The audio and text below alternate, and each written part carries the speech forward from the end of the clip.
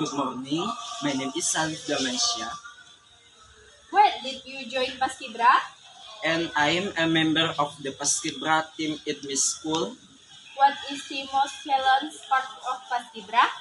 I joined Paskibra because I wanted to learn discipline, teamwork, and improve my physical strength. And what is the report you enjoyed the most?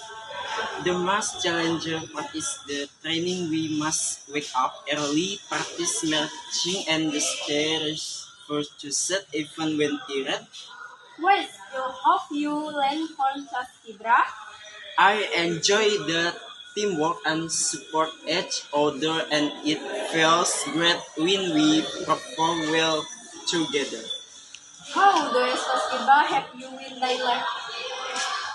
I learned discipline, time management, and how to stay calm under pressure. What is your goal in Paskibra? It helps me become more responsible, more confident, and more purposeful outdoors. Don't you have missing for autistic students who want to join Paskibra? My goal is no better every day and maybe learn more and commander in the future. Thank you for your time. You're welcome to.